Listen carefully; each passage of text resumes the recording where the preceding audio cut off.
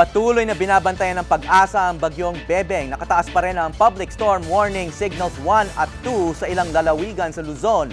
Mula sa Pag-asa, may news to go si Ivan Mayrina live. Ivan.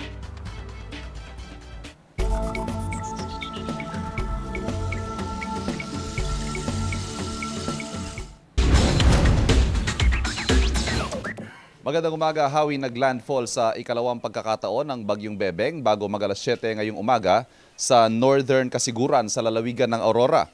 Batay sa pinakahuling severe weather bulletin ng Pag-asa na inilabas alas 5 kaninang umaga, ay dala pa rin ni Bebeng ang hangin may lakas na 85 kilometro kada oras at may bugso ng hangin aabot sa 100 kilometro bawat oras. Patuloy naman itong kumikilos pahilaga-hilagang kanluran sa bilis na 15 kilometro kada oras. Nakataas ang Public Storm Warning Signal number 2 sa mga lalawigan ng Aurora, Isabela, Quirino, Nueva Vizcaya, Ifugao, Mountain Province, Kalinga at Cagayan. Signal number 1 naman sa Camarines Norte, Northern Quezon kasama ang Polillo Island, Nueva Ecija, Benguet, Ilocos Sur, Abra, Ilocos Norte, Apayao, Babuyan, Calayan Group of Islands at Batanes. Sa mga nagtatanong, Hawi, wala pong Public Storm Warning Signal ngayon dito sa Metro Manila, bagamat nakakaranas tayo ng mga pag-ulan at bugso ng hangin. At para ipaliwanag ang sitwasyon na nararanasan natin ngayon sa Metro Manila, ay kasama natin ngayong umaga si Ginoong Elzar Aurelio, ang weather forecaster ng Pag-asa. Magandang umaga po sa inyo. Po sa inyo lahat. Ano ho itong nararanasan nating mga pabugso ng hangin at mga pag-ulan dito sa Metro Manila? Ano po yan, nararanasan natin mga pag-ulan, hindi lang sa Metro Manila. Dun sa ilang bahagi ng Southern Luzon, tsaka yung ilang bahagi ng Visayas, kung saan hindi nakataas ang mga signal, ay dulot ng habagat na pinag-ibayon ni Bagyong Bebeng. Okay, so epekto pa rin to ni Bagyong Bebeng. Hindi po. Ano yung habagat po yan? Habagat na ito. Okay. Ano ho yung maaasahan nating panahon ngayong maghapon?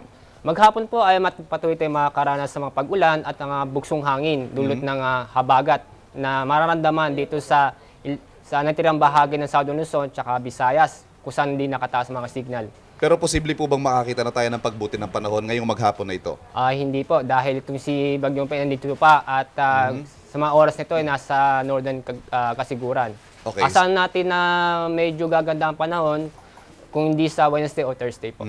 Okay. Sa kasalukuyan po nitong track, ano ho ang tansya natin kailan lalabas ng Philippine Area of Responsibility itong si Bebeng? Inaasahan natin kapag hindi nagbago kanyang direksyon saka sa kanyang bilis, aasahan natin sa May 12 pa o Wednesday o Thursday po.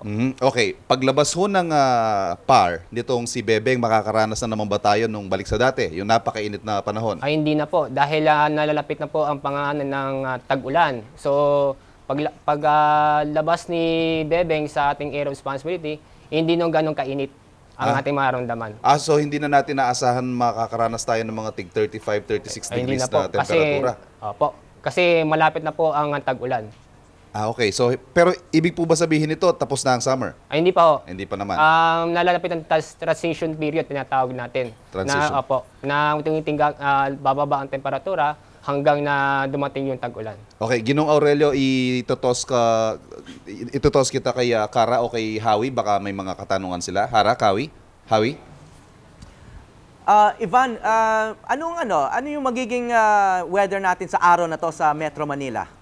Sa Metro Manila po, patuloy tayong makakaranas ng mga makulimlim na may mga pag-ulan at ang bugsong hangin dahil sa habagat po. Okay, maraming salamat. Okay, samantala Hawi, batay sa pinakahuling tala ng NDRRMC, ay nananatiling siyam ang naitalang patay bunsod ng pananalasa ng Bagyong Bebeng at isa ang patuloy na pinaghahanap. At yan ang latest mula sa Pag-asa. Ivan Mayrina, GMA News.